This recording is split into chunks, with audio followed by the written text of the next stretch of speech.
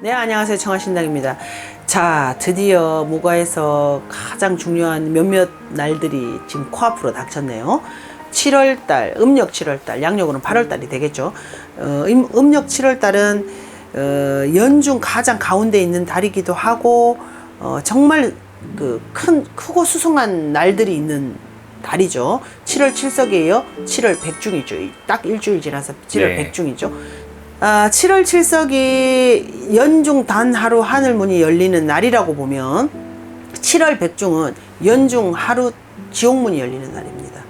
연중 단 한 번 지옥문이 열려서 모든 귀신이 천도를 받을 수 있는 정말 적기의 날이죠. 네네. 그래서 이제 합동 진우기 들어갑니다. 진우기가 도대체 뭐냐? 진우기 굿이 뭐냐? 자, 청아가 작년에도 이 설명을 분명히 드렸지만 우리나라에서 망제 천덕굿으로 국가무형문화재로 지정이 된 곳은 서울 세남꽃과 진도 식긴꽃입니다. 네. 네. 그런데 이제 청아가 하는 굿은 서울 세남꽃이니까 서울 세남꽃으로 진행을 할 거고요. 무조설이라고 그러고 원조설이라고도 그러는데 최초의 무당이 누군 건가 이 말이야. 최초의 만신이 누군 건가. 네. 바리공주설이 있죠.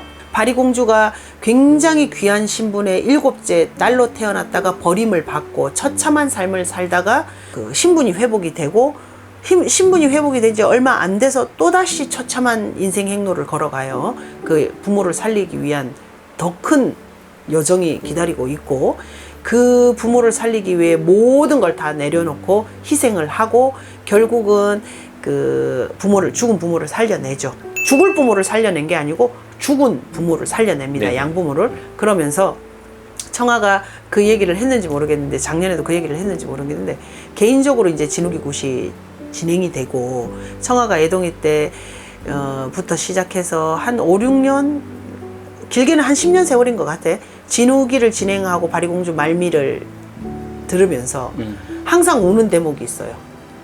그 주상감마마 그 바리공주에게 네 소원을 말하라. 나라의 반을 주랴. 나라의 천을 반을 주랴. 당신이 생명의 은인 아니야, 막내딸이. 그렇게 그러니까 소원을 얘기하라고 그렇게 말하는 장면이 있어요. 그런데 바리공주가 그러죠. 당신은 원이 지고 한이 져서 만신 몸주가 되겠습니다. 아, 그래요?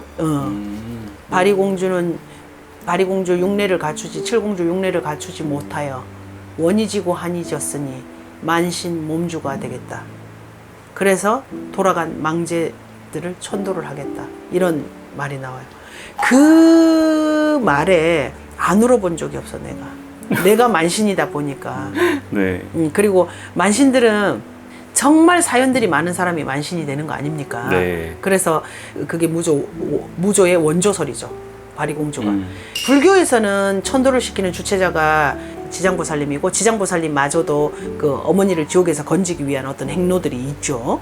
그런 것처럼 우리 무가에서는 그 상응하는 바리공주가 있다라는 겁니다. 그 부모를 살리기 위해서 그 바리공주가 있고 그 진우기에 지장보살 연불 따라 바리공주 말미 받으시고 그런 표현이 있습니다. 그래서 망제들이 악심을 버리고 선심을 가지고 이승과 저승의 다른 길로 인도받고 환생받고 극락세계 연하대로 산하여 가소서. 나는 아무리 생각해도 우리 한양굿이 너무 멋있어요. 특히 그 정점이 진우기라고 생각을 합니다. 그 청아가 애동이 때 그 망제는 그 곳에 와서 한바탕 놀고 갈까, 쉬어갈까, 울고 갈까. 그 요란한 장구소리, 징소리, 피리소리. 망제가 위로를 받을 건가? 망제를 보낸 유가족이 위로를 받을 건가? 그런 거를 한번 생각해 본 적이 있는데 청아조차도 가족을 잃어본 사람이기 때문에 인다리를 놓고 가족들을 잃어본 사람이기 때문에 그 굿이 정말 뼈에 사무치는 굿이에요. 청아한테는.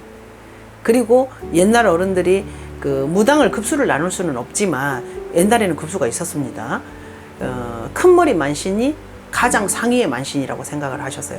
바리공주를 칠 수 있는 만신, 바리공주를 접신할 수 있는 만신을 가장 큰 만신이라고 생각했습니다. 넋을 다루는 만신. 네. 그 정점이 또 진욱이에요. 그리고 그 진욱이도 여러 가지 형태들이 많아요. 근데 이거는 국가적으로 보존의 가치가 너무 크기 때문에 무형문화재로 지정이 된 곳이고, 서울 세남굿이 그 굿 자체를 전반적으로 처음부터 끝까지로 완벽하게 해내는 만신들이 그렇게 많지 않습니다. 대한민국에.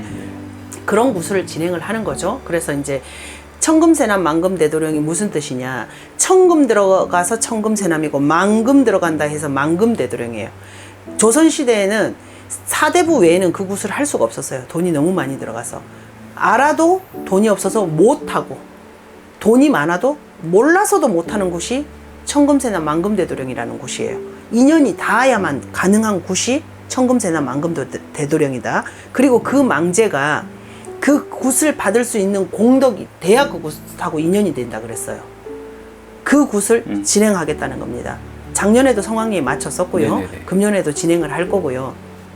청금 들어가고 만금 들어가는 굿이 맞지만 합동으로 진행이 되기 때문에 굉장히 저렴한 비용으로 진행이 될 겁니다. 많은 분들이 금액을 일러주세요, 금액을 알려주세요, 이런 그 유튜브에서 그냥 금액을 오픈을 해 주시면 안 되나요? 그런 말들을 많이 하셔서 오픈하겠습니다. 한 망제당 57만 원에 진행하겠습니다.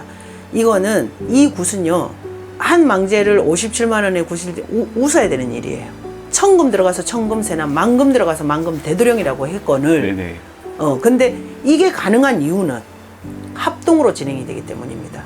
합동으로 여러분들이 참여를 해 주셔서 그 금액이 모여서 그 큰 굿이 이루어질 겁니다. 그래서 선망 부모, 네. 후망 조상들 다 신청을 받을 것이고요. 또 이제 태중에 간, 복중에 간 그 아기들도 신청이 가능합니다. 모든 넋이 가능한 날이 7월 백중입니다. 그래서 합동으로 청하신당에서 진행을 해 가겠습니다. 하고 싶었던데 못했던 분들, 그리고 지금 이런 생각도 저런 생각도 전혀 없었는데 이 영상을 시청하신 분들이라면 떠오르는 망제님이 분명히 있으실 겁니다. 그런 분들 신청하셔서 극락세계 연화대로 산하여 가게 해주시고 산인은 성불 시킬 수 있도록 공에 참여하시기 바랍니다. 네, 감사합니다.